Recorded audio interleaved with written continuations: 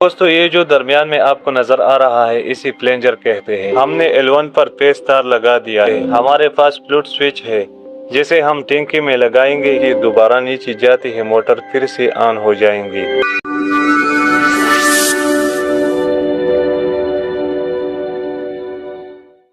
अस्सलामुअलैकुम दोस्तों, क्या आप जानते हैं कि हमारे घरों में हेवी लोड को खुदकार तरीके से कैसे कंट्रोल किया जाता है?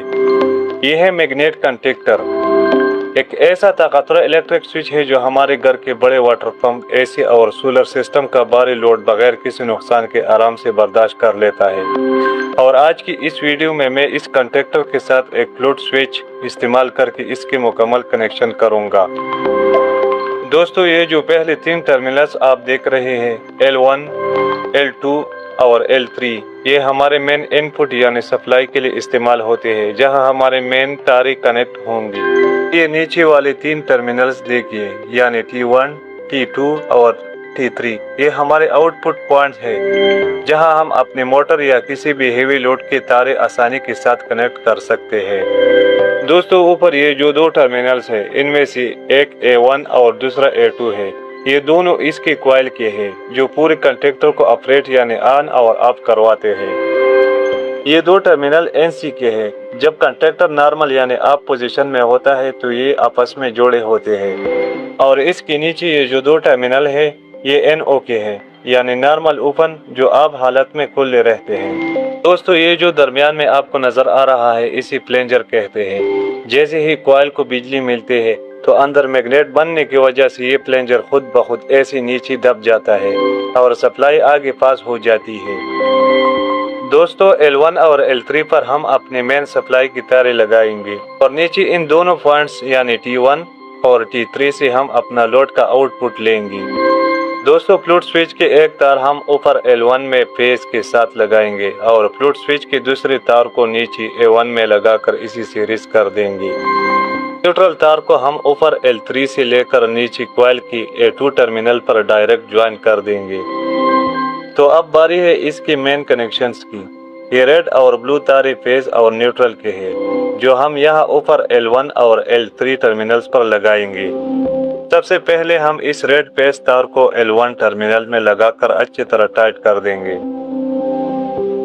और न्यूट्रल तार के साथ हम एक छोटा टुकड़ा भी लगा देंगे ताकि नीचे कॉइल के A2 टर्मिनल को सप्लाई मिल सके। और अब तार का ये दूसरा सिरा हम नीचे कॉइल के A2 टर्मिनल में लगाएंगे।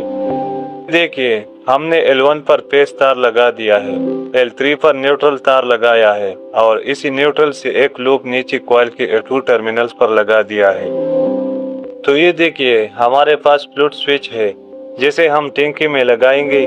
जब टैंकी पानी से भर जाएगी तो ये कंडक्टर को ऑटोमेटिक ऑफ कर देगा और पानी खत्म होती ही ये दोबारा सप्लाई ऑन कर देगा।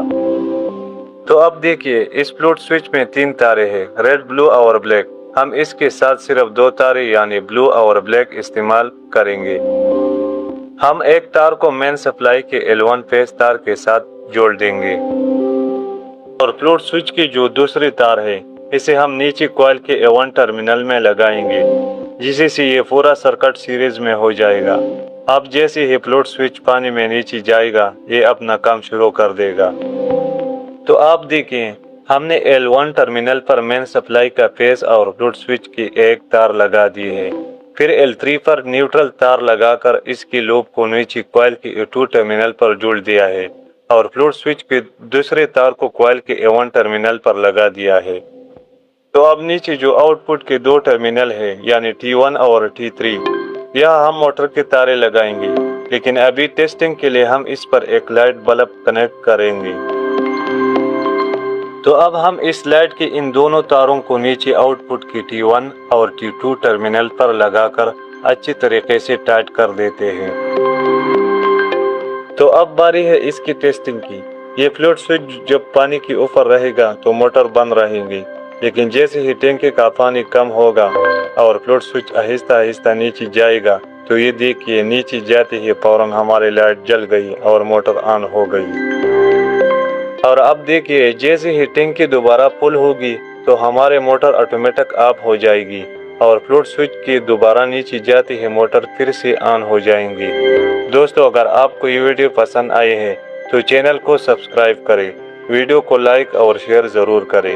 ہمارے ایسے ہی مزید معلوماتی ویڈیوز دیکھنے کے لیے ہمارے چینل پر آئیں اور کمنٹ سیکشن میں اپنے رائے کا اظہار ضرور کریں۔